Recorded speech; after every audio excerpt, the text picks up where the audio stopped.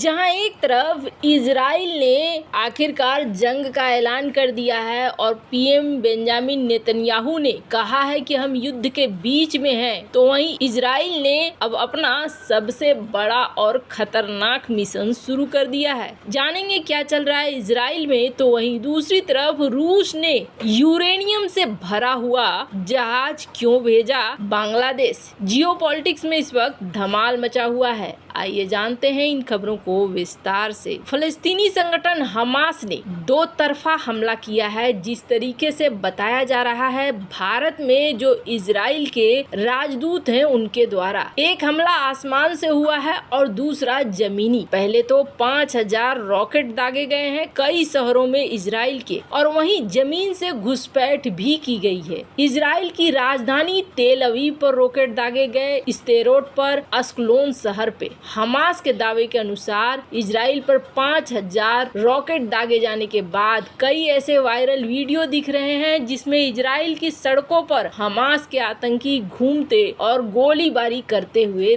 दिख रहे हैं। आपको बता दें, इन सब के बीच में लेबनान के आतंकी संगठन हिजबुल्लाह ने इजराइल के खिलाफ हमास के इस अभियान की प्रशंसा की है। साथ ही अरब देशों के लिए इजराइल के साथ सामान्य होने का संदेश दिया है। आतंकवादी समूह हिजबुल्लाह का कहना है कि वो गाजा और विदेशों में हमास नेतृत्व के साथ सीधे संपर्क में है और दुनिया भर के अरब और मुस्लिम लोगों से हमास और फलस्तीनी लोगों को अपना समर्थन घोषित करने का आह्वान कर रहा है। हिजबुल्लाह ने कहा कि सशस्त्र प्रतिरोध ही इजरायली आक्रामकताओं से मुकाबला करने का एकमात्र तरीका है। वैसे आपको बता दें, अब हिजबुल्लाह ने भी साथ दे दिया है। कहने का अर्थ यही है, ऐसा लगता है जैसे एक बार फिर से वैसा ही कुछ परिस्थिति शुरू हो रहा है जिस तरीके की परिस्थिति 1973 में शुरू हुई थी। इन सब के बीच में जो इजराइल के पीएम हैं, उन्होंने कहा है कि हम युद्ध में हैं, अब कोई ऑपरेशन की बात नहीं है। और इजराइल ने भी लोगों से घरों में रहने का आग्रह किया है। कहा जा रहा है कि इजराइल ने अब अपनी वायुसेना को उतार दिया है और ये वायुसेना सबसे पहले जो जड़ है उसे मिटा रहे हैं। खैर, इस वक्त अलग अलग तरह की खबरें आ रही हैं, पर इन सब के बीच में भारत ने भी अपनी तरफ से एक एडवाइजरी जारी कर दी है और इसमें भारतीयों को सतर्क रहने, साथ ही एक नंबर भी शेयर किया है, एक ईमेल आईडी भी शेयर की है जो स्क्रीन पर आपको दिख रहा है। कहा गया है कि इस पर कांटेक्ट किया जाए। वैसे इजराइल डिफेंस फोर्स के अनुसार ये जो इलाका देख रहे हैं, इस इलाके में जहां जहां ये मार्क लगे हुए हैं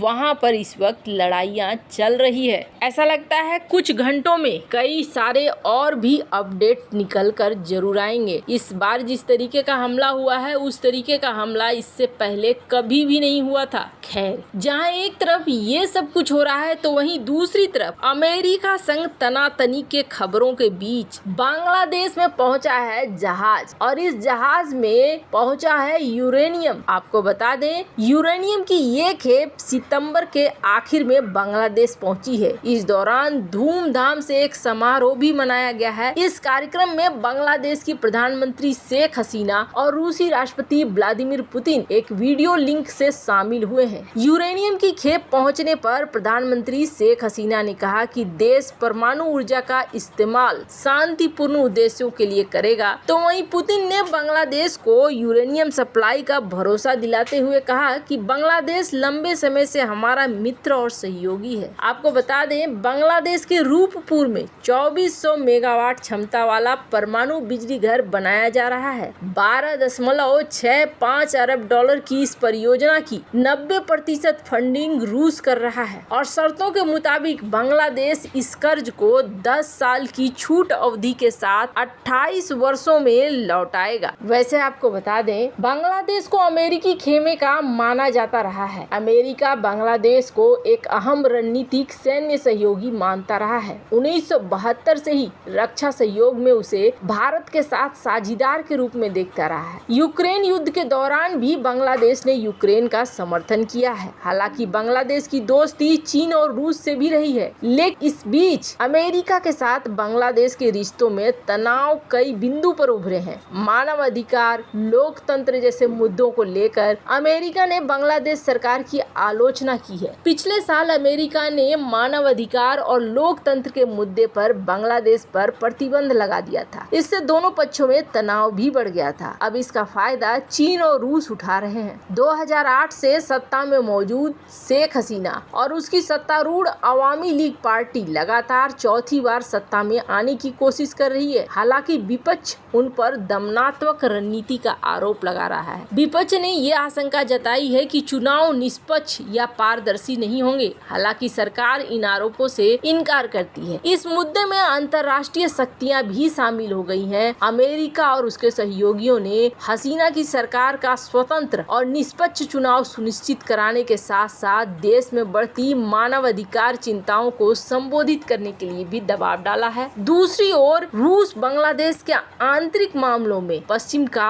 हस्तक्षेप का आलोचना कर रहा है, मौजूदा सरकार का समर्थन कर रहा है। आपको बता दें, बांग्लादेश ने हाल ही में रूस को कपड़े का निर्यात शुरू किया था। हालांकि मॉस्को पर अमेरिकी प्रतिबंधों के कारण ये बाधित हो गया। रूस लंबे समय से बांग्लादेश पर नजरें टिकाए हुए है। जैसे ही अमेरिका से ढाका के रिश्तों में थोड़ी तल्खी आई, रूस ने आगे बढ़कर बांग्लादेश की मदद करने का फैसला किया है। वैसे आपको बता दें, ये जो यूरेनियम पहुंचा है जहाज के जरिए, ये यूरेनियम पहुंचा है इनके न्यूक्लियर पावर प्लांट के लिए, और अब परमाणु ऊर्जा उत्पादन के लिए यूरेनियम हासिल करने वाला बांग्लादेश 33वां देश बन चुका है और इसे बड़े ही धूमधाम तरीके से मनाया गया है। हालांकि अमेरिका को ये बिल्कुल भी पसंद नहीं आएगा, और जब अमेरिका को पसंद नहीं आएगा तो अमेरिका इस मामले में कुछ न कुछ एक्शन जरूर लेगा। हालांकि अमेरिका आजकल जो बांग्लादेश पर प्रतिबंध वगैरह लगा रहा है, इसका सीधा असर भारत के ऊपर भी पड़ रहा है। भारत ने हालांकि इस बात को कहा भी था, पर ऐसा लग रहा है जैसे अमेरिका बांग्लादेश के मामले में अपने हिसाब से चलना चाह रहा है। आने वाले समय में पता चलेगा। अगर बांग्लादेश की सरकार चली जाती है तब तो भारत के लिए भी एक मुश्किल होगी, क्योंकि अमेरिका जिसको सह दे रहा है वो पाकिस्तान का समर्थक है, और पाकिस्तान के समर्थक के साथ साथ भारत की विरोधी मानी जाती है। खैर, अब देखना होगा आगे इस मामले में क्या होता है। पर यहाँ इजराइल को लेकर समस्याएं बहुत बढ़ रही हैं। इजराइल के रक्षा मंत्री का बयान है कि हमास ने हमला करके बहुत बड़ी गलती कर दी है और हम किसी भी आतंकी को नहीं छोड़ेंगे। आने वाले कुछ घंटों में बहुत सारी चीजें निकल कर जरूर आएंगी। खैर, इन सब मामले में आपकी क्या राय है, कमेंट कर जरूर बताएं। जल्द मिलते हैं अगले वीडियो में नई खबर के साथ।